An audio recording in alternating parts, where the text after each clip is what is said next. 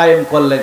এবার রাষ্ট্রীয়ভাবে নামাজের নির্দেশ দিয়েছেন আল্লাহ রাব্বুল আলামিন কোরআনুল কারীমে সূরাতুল হজ 41 নম্বর আয়াত কারিমা দিয়ে জানায় দিচ্ছেন, আল্লাযীনা ইম্মাক্কান্নাহুম ফিল আরদি আকামুস সালাত ওয়া আতাউয যাকাতা ওয়া আমারু বিল মা'রুফি ওয়া নাহাউ আনিল মুনকার। পড়ে আল্লাহু আকবার। আল্লাহ রাব্বুল আলামিন বলছেন তারা এমন, এখানে মুহাজির সাহাবীদের কথা আল্লাহ পাক প্রশংসা করে বলছেন তারা এমন, আমি যদি তাদেরকে জমিনে প্রতিষ্ঠা দান করি, আমি যদি ক্ষমতা দান করি, ক্ষমতা পাওয়ার পরে তাদের কাজ হবে চারটা। আকামুস সালাত নামাজ কায়েম করবে, ওয়া আতাউয যাকাত যাকাত প্রদান করবে, ওয়া আমারু বিল মা'রুফ সৎ কাজের আদেশ দিবে, ওয়া নাহাউ আনিল মুনকার অসৎ কাজ থেকে নিষেধ করবে। আয়াতে কারিমা থেকে প্রমাণ হয় যে যারা ক্ষমতা পাবে, ক্ষমতা পাওয়ার পরে রাষ্ট্রীয়ভাবে তাদেরকে নামাজ কায়েম করতে হবে। বাংলাদেশের সংসদে বলা থাকবে, বিল পাস হয়ে থাকবে, নামাজের সময় হয়ে গেলে অবশ্যই নামাজ পড়তে হবে। যদি নামাজ না পড়ো কমসে কম তোমাকে ঘরের মধ্যে বসে থাকতে হবে, বাইরে অবাধে চলাফেরা করা যাবে। আমার ভাইয়েরা, 52 বছর যারা ক্ষমতা থেকেছে, ক্ষমতার মসনাদে থেকেছে, ওরা কোনোদিন নামাজ কায়েমের পর্যন্ত করে নাই। কথা বলে ঠিক কিনা? তাই আগামী দিনে যারা নামাজ কায়েম করবে, বাংলাদেশের পার্লামেন্টে নামাজকে যারা নিয়ে যাবে, সে আর যেই হোক তার সঙ্গে আমরা থাকবো ইনশাআল্লাহ। থাকতে রাজি আছি ইনশাআল্লাহ? কারা কারা থাকতে রাজি আছি? লিল্লাহি তাকবীর, লিল্লাহি তাকবীর। আল্লাহ পাক কবুল করুক, পড়ে আমিন। তাহলে নামাজের নির্দেশ দিয়েছেন তিনি কে? মুসল্লি হতে বলেছেন তিনি কে? আমার ভাইয়েরা, এইবার প্রশ্ন আসতে পারে, হুজুর আমরা নামাজ পড়ব, আমরা নামাজি হব, নামাজ পড়লে আমাদের লাভ আছে না নাই? কথা বলি আছে না নাই? আমাদের লাভ কত বেশি? আল্লাহ রাব্বুল আলামিন কোরআনুল কারীমে সূরা হুদ 114 নম্বর আয়াতে কারিমা দিয়ে জানায় দিচ্ছেন, ওয়াকিমিস সালাতা তারাফাইন নাহারি ওয়া যুলাফাম মিনাল লাইল ইন্নাল হাসানাতি ইযহিবনাস সাইয়্যাত যালিকা যিকরা লিয-যাকিরিন। পড়ি আল্লাহু আকবার। আল্লাহ রাব্বুল আলামিন আয়াতে কারিমা দিয়ে জানাই দিচ্ছেন, তোমরা নামাজ কায়েম করো দিবসের মানে দিনের দুই প্রান্তে, রাতের প্রথম অংশে। আয়াতে কারিমা তাফসীরে আসছে, ব্যাখ্যায় আসছে, আয়াতে কারিমার মধ্যে আল্লাহ রাব্বুল আলামিন তার বান্দাদেরকে 5 ওয়াক্ত নামাজ কায়েম করতে বলেছেন। পড়ে সুবহানাল্লাহ। আল্লাহ রাব্বুল আলামিন বলেন, ইন্নাল হাসানাতি ইযহিবনাস সাইয়্যাত, নিশ্চয় ভালো কাজ মন্দ কাজকে মিটায় দেয়। যালিকা যিকরা লিয-যাকিরিন, উপদেশ গ্রহণকারীদের জন্য এটা একটা উপদেশ। আয়াতে কারিমা কেন নাজিল হলো, প্রেক্ষাপট কি, শানে নজুল কি শোনার দরকার আছে না নাই? চমৎকার একটি শানে নজুল রয়েছে, আপনাদেরকে শোনাই। ইমাম সুদ্দী রাহমাতুল্লাহ আলাইহি বর্ণনা করছেন, মদিনার উপকণ্ঠে একজন যুবক এক নারীর সঙ্গে সমস্ত অন্যায় করেছেন, শুধুমাত্র সহবাস করেন নাই, অন্যায় করে তিনি রাসূলুল্লাহ সাল্লাল্লাহু আলাইহি ওয়াসাল্লামের দরবারে চলে গেলেন। যাওয়ার পরে বললেন, ইয়া রাসূলুল্লাহ সাল্লাল্লাহু আলাইহি ওয়াসাল্লাম, মদিনার উপকণ্ঠে একজন নারীর সঙ্গে আমি সমস্ত অন্যায় করেছি, শুধুমাত্র মিলন ব্যতীত। এখন আমি উপস্থিত, আপনি আমাকে শাস্তি দিতে পারেন। বিশ্বনবী কোনো জবাব দিচ্ছেন না। এমন সময় হযরত ওমর রাদিয়াল্লাহু তাআলা উপস্থিত। তিনি ডাক দিয়ে বললেন, যুবক ভাই, আপনি গুনাহ করেছেন, আপনার গুনাহ আপনি গোপন রাখতে পারতেন, আপনি প্রকাশ করলেন কেন? আমাদের সমাজেও যুবকেরা আছে, দেখবেন গুনাহ করে আবার গুনাহ প্রকাশ করে। কথা বলে ঠিক কিনা? তার কারণ বান্ধবীর সঙ্গে, লাভারের সঙ্গে দেখা করতে যেতে হবে, নিজের গার্লফ্রেন্ডের সঙ্গে দেখা করতে যেতে হবে, নিজে দেখা করতে যায়, আরো কিরমান কাতিবিন দুজন বন্ধুকে সাথে নিয়ে যায়। দেখা করে আসার পরে দেখবেন ফেসবুকে স্ট্যাটাস দেয় যে আলহামদুলিল্লাহ আমি আমার প্রেমিকার সঙ্গে দেখা করে আসলাম। ওরে শয়তান, ঠিক কিনা? এমন মনে রাখবেন, মানুষ গুনাহ করে দুই কারণে। কয় কারণে? আজকে ওয়াজ আপনাদেরকে ওষুধের মতো খাওয়াইয়া যাবে ইনশাআল্লাহ। মানুষ গুনাহ করে কয় কারণে? দুই কারণে। একটা হচ্ছে শয়তানের পাল্লায় পড়ে করে, আরেকটা হচ্ছে নফসের তাড়নায় পড়ে করে। তাই গুনাহ যদি হয়ে যায়, আপনি যদি মনে করেন যে আমি গুনাহ করে ফেলেছি, আমার দ্বারা হয়ে গেছে, আমি জাহান্নামের শাস্তি ভোগ করতে পারবো না, এই শর্তে কোনো ইসলামিক শাসকের কাছে আপনি কোরআন দিয়ে বিচার নেবেন, এই স্বার্থ প্রকাশ করতে পারবেন, জায়েজ।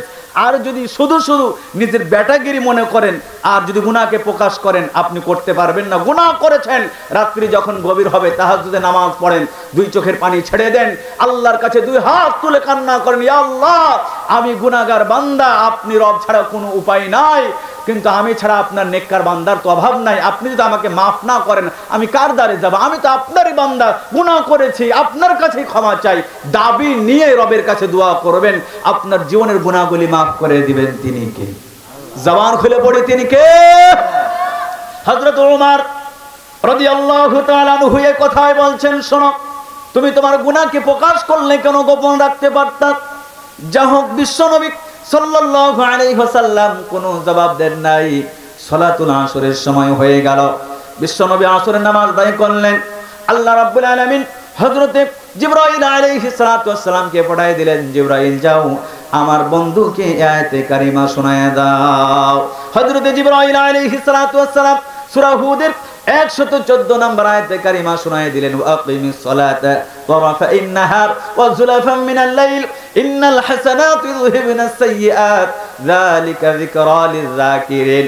বিশ্বনবী বললেন, সেই সাহাবী কোথায়? সবাই বলল সেতে চলে গেছে। বিশ্বনবী তাকে তলব করলেন, তাকে ডেকে পাঠালেন, সেই বান্দা চলে আসলো। আসার পর বিশ্বনবী তাকে শোনায় দিলেন, দিবসের দুই প্রান্তে তুমি নামাজ কায়েম করো, রাতের প্রথম অংশে নামাজ কায়েম করো, নিশ্চয় নামাজ নিশ্চয় ভালো কাজ মন্দ কাজকে মিটাইয়া দেয়। বিশ্বনবী যখন সেই সাহাবীকে এই সুসংবাদ শোনালেন, একজন সাহাবী সঙ্গে সঙ্গে দাঁড়ায় গেলেন।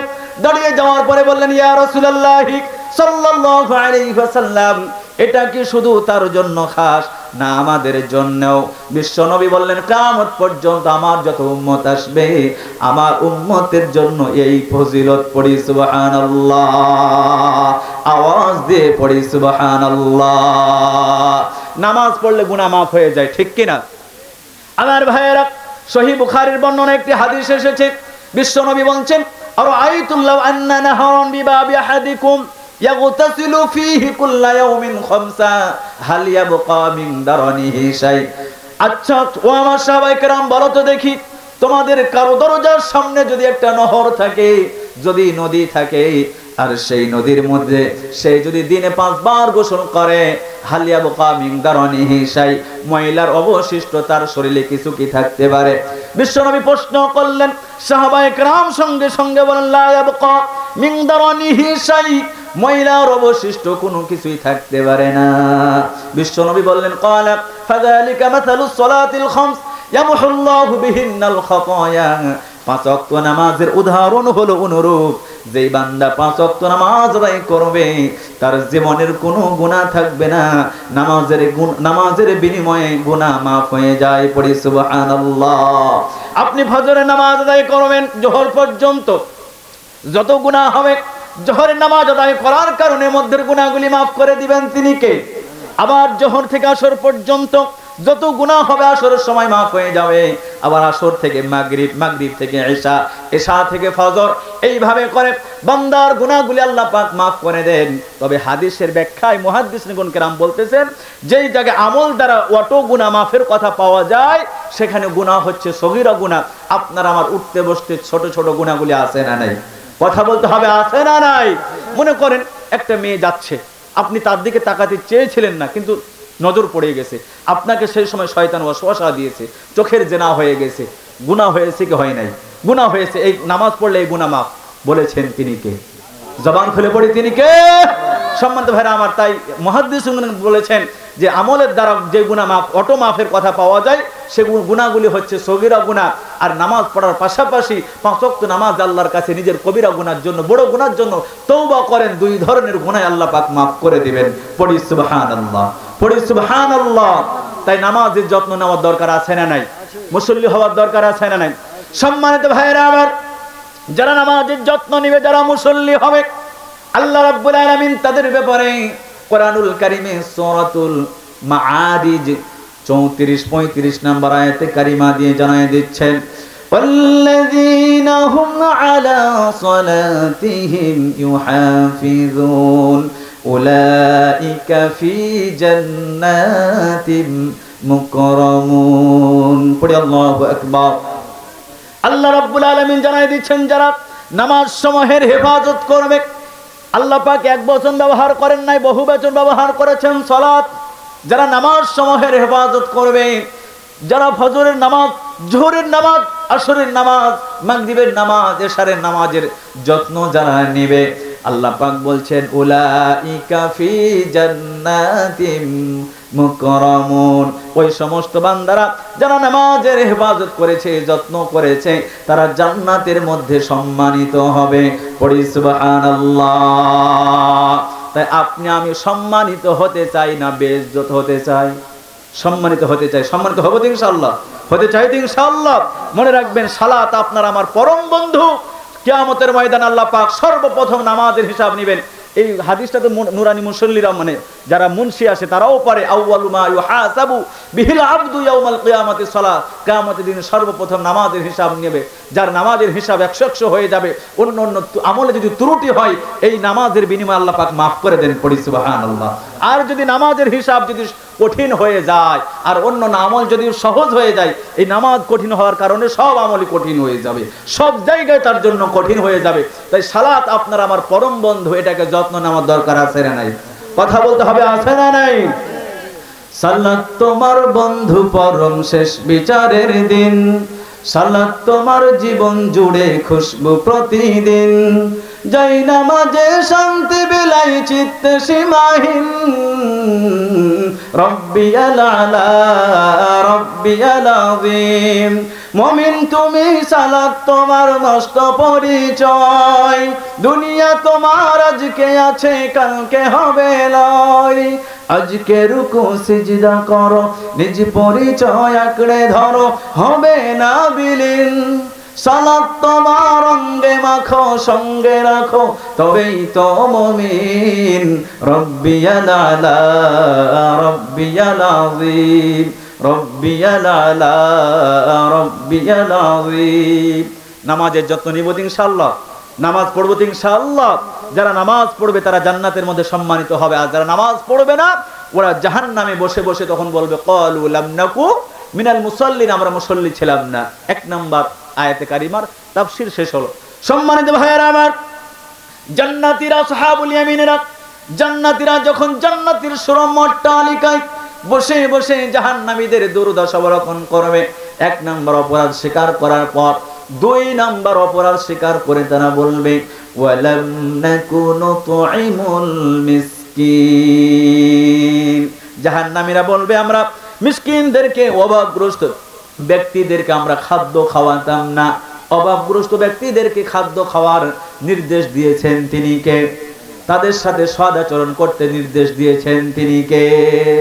কথা বলতে হবে, তিনি কে? আপনাদের কাছে রাত কি গভীর হয়ে গেছে? সামান্য অল্প সময় বাঁচতেছে, 10:30টার দিকে যাচ্ছে। আর কি আধা ঘন্টা সময় দিবেন না ইনশাল্লাহ? দিবেন না ইনশাল্লাহ? খারাপ লাগতেছে? খারাপ লাগতেছে? আমি কিন্তু কিসসা কাহিনীতে বিশ্বাসী না। আমি যেদিন থেকে কথা বলা শুরু করেছি, কথা বলতেছি আলহামদুলিল্লাহ, আমি কোরআন বিল কোরআন কথা বলতে অভ্যস্ত, কোরআন বিল সুন্নাহ কথা বলতে অভ্যস্ত। চেষ্টা করি যে আমি যাতে মানুষকে এভাবে করে কথা শোনাতে পারি। আর আমাদেরকে তো এই পথ দেখাই দিয়ে গেছেন দেশ বরেণ্য আলেমে দ্বীন, সকল মুসলমানদের হৃদয়ের স্পন্দন আল্লামা দেলোয়ার হোসেন শহীদ রহমাতুল্লাহ আলাই। কথা বলতে হবে, ঠিক কিনা? তাফসীর মাহফিলে কোরআনের আয়াত তেলাওয়াত যত বেশি, আল্লাহর রহম তত বেশি। দেখবেন অনেক বক্তা তেলাওয়াত করে কুল হুয়াল্লাহু আহাদ, যে আল্লাহ পাক বলছেন হে নবী আপনি বলুন আল্লাহ এক। এই আয়াতে কারিমা নাজিল হয়েছে কার উপরে? মুহাম্মাদের উপরে। মুহাম্মাদকে বলে ফাতেমার আব্বা। এখন ফাতেমাকে এই নিয়ে কিসসা কাহিনী বলতে বলতে সারা রাত শেষ। পরের দিন চায়ের স্টলে মাশাআল্লাহ বক্তা খুব সুন্দর কান দিয়ে ছেড়েছে। এরকম আলোচনা সমালোচনা আছে না নাই? আর যদি বক্তা কোরআন বিল কোরআন কথা বলে, ও কি ওয়াজ করে গেল, কিছুই বুঝলাম না। যারা কোরআন বুঝে, মনে রাখবেন কোরআন বুঝার জন্য একটা হৃদয়ও লাগে, ঠিক কি না?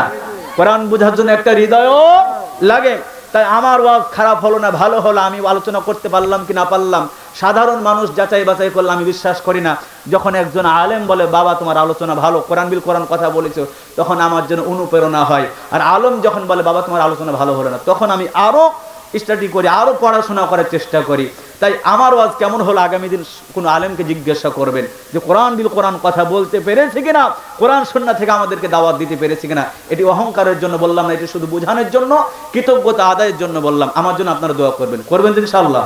সম্মানিত ভাইরা আমার, এই আয়াতে কারিমাকে সামনে রেখে আমি এখন কোরআন বিল কোরআন কথা বললে অনেক আয়াত আসবে। আমি সংক্ষিপ্ত আকারে আপনাদেরকে তারা যে বলেছে ওয়ালাম নাকুনু তুইমুল মিসকিন, আমরা অভাবগ্রস্ত ব্যক্তিদেরকে খাদ্য খাওয়াতাম না, খাদ্য খাওয়ার যে নির্দেশ আল্লাহ পাক দিয়েছেন এই দেওয়া মানে আইনটাকে অমান্য করার কারণেই তারা আজকে জাহান্নামে, ঠিক কিনা?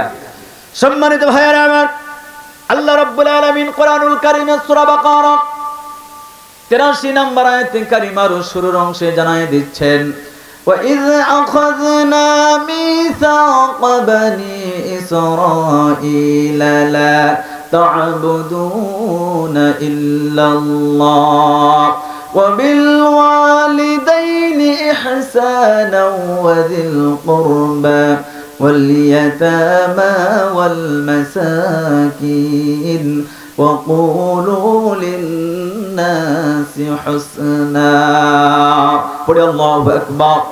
আল্লাহ রাব্বুল আলামিন এই আয়াতে কারিমার মধ্যে বিশ্ব নবীকে বলছেন আপনি সেই সময়ের কথা স্মরণ করুন, আমি বনী ইসরাঈলদের কাছ থেকে অঙ্গীকার নিয়েছিলাম, ওয়াদা নিয়েছিলাম, লা তা'বুদু ইল্লাল্লাহ, আল্লাহ রাব্বুল আলামিনের ইবাদত ছাড়া অন্য কারো ইবাদত করা যাবে? জবান খুলে পড়ি যাবে? আমরা ইবাদত করি কার? জবান খুলে পড়ি কার? ইবাদত করব কার?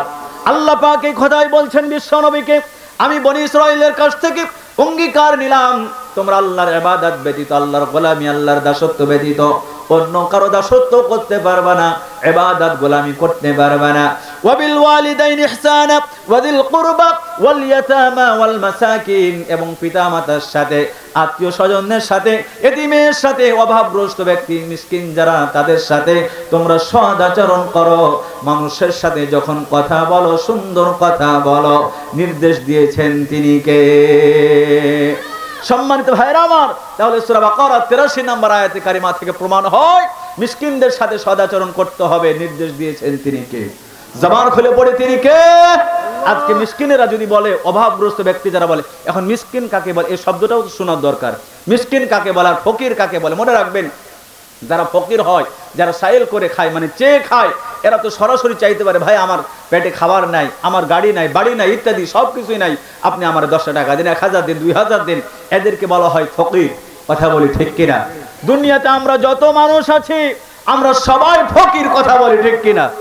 এখন বলবেন হুজুর এটা ফতোয়া তো কোনোদিন কোন হুজুর দেয় নাই, আপনি দিয়ে গেলেন মানে?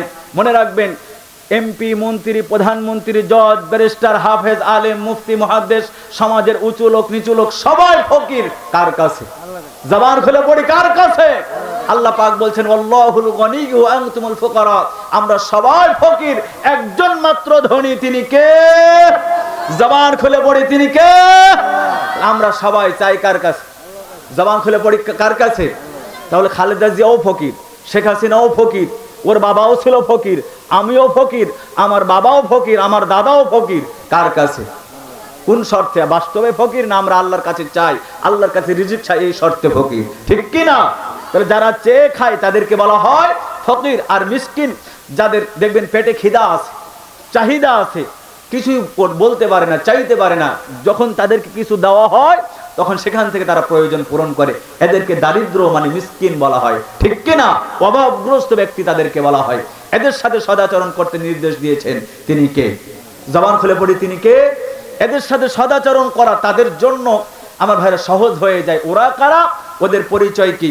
আল্লাহ রাব্বুল আলামিন কোরআনুল কারীমের সূরা রুম 38 নম্বর আয়াতে কারিমা দিয়ে জানায় দিচ্ছেন ফাআতি যাল কুরবা হাক্কাহু ওয়াল মিসকিনা ওয়াবনাস সাবিল যালিকা খায়রুল লিল্লাযীনা ইউরিদুনা ওয়াজহাল্লাহ ওয়া উলাইকা হুমুল মুফলিহুন। পড়ে আল্লাহু আকবার। আল্লাহ রাব্বুল আলামিন জানায় দিচ্ছেন ফাআতি যাল কুরবা হাক্কাহু ওয়াল মিসকিনা ওয়াবনাস সাবিল। আল্লাহ রাব্বুল আলামিন বললেন তোমাদের আত্মীয় স্বজন এবং যারা মিসকিন, ফাআতি যাল কুরবা হাক্কাহু ওয়াল মিসকিন ওয়াবনাস সাবিল, যারা মিসকিন অভাবগ্রস্ত, যারা এবং পথেও কাঙ্গাল যারা যারা মুসাফির, তাদের হক তোমরা দিয়ে দাও, তাদের প্রাপ্য তোমরা দিয়ে দাও। আল্লাহ পাক বলেন যালিকা খায়র, এটাই উত্তম তাদের জন্য। আল্লাযীনা ইউরিদুনা ওয়াজহাল্লাহ, যারা আল্লাহ রাব্বুল আলামিনের সন্তুষ্টি কামনা করে, আল্লাহর রাজি খুশি যারা কামনা করে, তাদের জন্য এটি উত্তম। পড়ি সুবহানাল্লাহ। ওয়া উলাইকা হুমুল মুফলিহুন, আর তারাই হলো সফল কাম। পড়ি সুবহানাল্লাহ। তাহলে বোঝা গেল সমাজের সব ব্যক্তি অভাবগ্রস্ত ব্যক্তির সাথে, মিসকিনের সাথে সদাচরণ করতে পারবে না। সদাচরণ করবে সেই সমস্ত বান্দারা যারা আল্লাহর সন্তুষ্টি চায়, যারা আল্লাহর রাজি খুশি চায়। আমরা চাই তো ইনশাআল্লাহ, চাই তো ইনশাআল্লাহ। সম্মানিত ভাইয়েরা আমার, কোরআনুল কারীমের সূরাতুদ দাহর ৮ নম্বর আয়াতে কারিমা দিয়ে আল্লাহ রাব্বুল আলামিন জানায় দিচ্ছেন, ওয়া ইউতঈমুনা আত-তাআমা আলা হুব্বিহি মিসকিনাও ওয়া ইয়াতীমান ওয়া আসীরা। আল্লাহু আকবার। আল্লাহ পাক বলছেন তারা আল্লাহ রাব্বুল আলামিনের মহব্বতে মিসকিনদেরকে, অভাবগ্রস্তদেরকে এবং কয়েদীদেরকে তারা খাদ্য দান করে। পড়ি সুবহানাল্লাহ। এই আয়াতে কারিমার শানে নজুল শুনলে আপনি চমকে যাবেন। একজন সাহাবী, তার নাম হলো দাহা। তিনি রোজা রেখেছেন, সারা দিন তিনি রোজা রেখেছেন, সিয়াম সাধনা করেছেন। সন্ধ্যার সময় ইফতার করবেন। এখন ইফতারের সময় হবে, ইফতার করবেন। তার কাছে 4টা রুটি রয়েছে। কয়টা? জবান খুলে পড়ি, কয়টা? 4টা রুটি রয়েছে। ঠিক এমন সময় 3 ব্যক্তিকে তিনি ক্ষুধার্ত দেখলেন। আয়াতে কারিমার মধ্যে যাদের কথা আল্লাহ পাক বললেন, ওয়া ইউতঈমুনা আত-তাআমা আলা হুব্বিহি মিসকিন ওয়া ইয়াতীমান ওয়া আসীরা, যারা ইতিম, যারা মিসকিন আর কয়েদি বন্দী, এই 3 ব্যক্তিকে তিনি দেখলেন যে তারা ক্ষুধার্ত, তারা খাবারের দ্বারা ছটফট করতেছে, তাদের কাছে খাবার নাই। সেই সাহাবী সঙ্গে সঙ্গে 3 ব্যক্তিকে 3টা রুটি দিয়ে দিলেন। 1টা রুটি দিয়ে তিনি তার পরিবারের ইফতার করলেন। পড়ি সুবহানাল্লাহ। আর আপনার আমার সমাজে, আপনার আমার আগে নাই, বা দুয়ারে যদি কোনো ব্যক্তি ইফতারের সময় চলে আসে, আপনার আমার মিজাজ 99 হয়ে যায়। ধুর, কোথা থেকে আবল বাবুল চলে আসলো, আমাদেরকে ভাবে করে ডিস্টার্ব করতেছে। কথা বলি ঠিক কিনা? মনে রাখবেন, সেই সময় কোনো ফেরেশতাও আপনাকে পরীক্ষা করতে পারে, ঠিক কিনা? তাই কেউ যদি সেই সময় আপনার কাছে খাবার চায়, ক্ষুধার্ত কাউকে যদি দেখেন নিজে না খান, তাদেরকে দিয়ে দিবেন। আর এই বিষয়টা দিতে পারবে তারা যারা আল্লাহকে মহব্বত করে। কথা বলে ঠিক কিনা? সম্মানিত ভাইরা আমার, আপনার আমার সম্পদের মধ্যে যারা অভাবগ্রস্ত, যারা ইতিম, যারা, তাদের জন্য একটা হক রাখতে হবে। আল্লাহ রাব্বুল আলামিন কোরআনুল কারীমে সূরা মাআরিজ 24-25 নম্বর আয়াতে কারিমা দিয়ে জানাই দিচ্ছেন, ওয়াল্লাযীনা ফি আমওয়ালিহিম হাক্কুম মা'লুম লিস-সাইলি ওয়াল মাহরুম। পড়ি আল্লাহু আকবার। আল্লাহ রাব্বুল আলামিন আয়াতে কারিমা দিয়ে জানাই দিচ্ছেন যে যারা আপন সম্পদের মধ্যে এতিমের জন্য এবং যারা সোয়াল করে খায় তাদের জন্য, যারা অভাবগ্রস্ত তাদের জন্য যারা হক রেখেছে, নিজের সম্পদের মধ্যে একটা হক নির্ধারণ করে রেখেছে, তাদের কথাও আল্লাহ পাক সে আয়াতে কারিমার মধ্যে বলছেন, উলাইকা ফি জান্নাতিম মুকরামুন, তারাও জান্নাতের মধ্যে সম্মানিত হবে। পড়ি সুবহানাল্লাহ। তাই অভাবগ্রস্ত ব্যক্তিদের সাথে সদাচরণ করে তাদেরকে খাদ্য দিয়ে আমরা জান্নাতের মধ্যে সম্মানিত হতে চাই, ঠিক কিনা? সম্মানিত হব ইনশাআল্লাহ। কেউ কি বেইজ্জত হবেন? কেউ কি বেইজ্জত হবেন? মনে রাখবেন, এতিমকে দূর দূর করে তাড়ায় দেওয়া, মিসকিনকে তাড়ায় দেওয়া, এটি হচ্ছে আবু জেহেলের কাজ। কার কাজ? সম্মানিত ভাইয়েরা আমার, আল্লাহ রাব্বুল আলামিন কোরআনুল কারীমের সূরা মাউনের মধ্যে জানায় দিচ্ছেন, আরাআইতাল্লাযী ইউকাযযিবু বিদ্দীন ফাযালিকাল্লাযী ইয়াদউল ইয়াতীম ওয়া লা ইয়াহুদ্দু আলা তুআমিল মিসকিন। আল্লাহু আকবার। আবু জেহেলের কথা বিশ্বনবী সাল্লাল্লাহু আলাইহি সাল্লামকে আল্লাহ পাক বলছেন, আপনি কি সেই ব্যক্তিকে দেখেন নাই যে ব্যক্তি পরকালকে বিশ্বাস করে? আমার ভাই, আবু জেহেল একটা অভ্যাস ছিল, নিয়ম ছিল, নীতি ছিল। আরবের মানুষগুলি যখন মৃত্যুর শয্যায় চলে যেত, মৃত্যুবরণ করবে এমন সময় যখন ঘনিয়ে আসতো, তার কাছে সে চলে যেত। যাওয়ার পর আবু জেহেল বলতো, চাচা আপনার সম্পদ নিয়ে আপনি টেনশন করবেন না, সন্তান নিয়ে টেনশন করবেন না, আপনি আমার কাছে দিয়ে দেন, আপনার সন্তান বড় হয়ে গেলে আমি তাদের কাছে দিয়ে দেব। আমার ভাইরা ঠিক এমনই এক ইতিম সন্তানের মাল সম্পদ আবু জেহেলের কাছে ছিল। সে যখন তার সম্পদ বুঝে নেওয়ার জন্য আবু জেহেলের কাছে গেল, আবু জেহেল সে এতিম সন্তানকে সম্পদ দেওয়া তো দূরের কথা, ধাক্কা দিয়ে বের করে দিয়েছে। আল্লাহ পাক সঙ্গে সঙ্গে আয়াতে কারিমা নাজিল করে জানায় দিয়েছেন, আপনি কি সেই ব্যক্তিকে দেখেন নাই যে পরকাল অবিশ্বাস করে, এতিমদেরকে তাড়ায় দেয় এবং অভাবগ্রস্ত ব্যক্তি যারা, দারিদ্র ব্যক্তি যারা, তাদেরকে খাদ্য দেয় না তো দেয় না, খাদ্য দানে অন্যকে উৎসাহিত করে না। তাই এতিমদেরকে, মিসকিনদেরকে খাদ্য দিবে না যারা, খাদ্য দানে উৎসাহিত করবে না যারা, আবু জেহেলের উত্তরসূরি হলো তারা। ঠিক কিনা? তাই আমরা জান্নাতের মধ্যে সম্মানিত হতে চাই। সম্মানিত ভাইয়েরা আমার, ঠিক এই কথাই জান্নাতীরা যখন জিজ্ঞাসা করবে কি কারণে সাকার নামক জাহান্নামে গেলা, একটু আমাদেরকে বলো। দ্বিতীয় নাম্বার অপরাধ স্বীকার করে তারা বলবে, ওয়ালাম নাকু নুতুইমুল মিসকিন, আমরা এতিম মিসকিনদেরকে খাদ্য খাওয়াতাম না, মিসকিন যারা অভাবগ্রস্ত ব্যক্তি যারা, তাদেরকে আমরা খাদ্য খাওয়াতাম না। কয়টা অপরাধ হলো? জবান খুলে পড়ি, কয়টা? একটু জবান খুলে আপনারা বলেন না, একটু ভাই বলেন না, কয়টা? দুইটা হলো। 3 নাম্বার বলবো, এটা আপনার আমার সমাজে খুবই দরকার। আর একটা বলে বাকিটা সংক্ষিপ্ত করে আমি দোয়া দিব ইনশাআল্লাহ। আর মাত্র 20 মিনিট দিবেন তো সময়, ইনশাআল্লাহ সময় দিবেন তো ইনশাআল্লাহ। সম্মানিত ভাইরা আমার, 3 নাম্বার যে বিষয়টা আসছে, এই বিষয়টা খুবই প্রয়োজন আমাদের সমাজে। হ্যাঁ জি, 3 নাম্বার যে বিষয়টি আসছে, সেই বিষয়টির নাম হচ্ছে গীবত। আপনার আমার সমাজে গীবত আছে না নাই?